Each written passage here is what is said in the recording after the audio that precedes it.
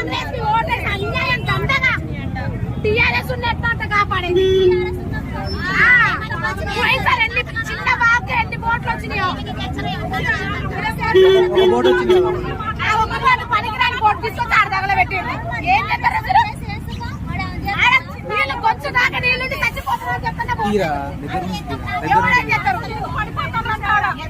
పడిపోతాం పోయినా కూడా అసలు ఒక్కలా దొంగలా కొడుకు ఈ పొద్దున 7 కాలం ఇప్పుడు దాకా ఏం మీకు ప్రభుత్వం అసలు ఎమ్మెల్యేలు ఎవరు కూడా రాలేదు.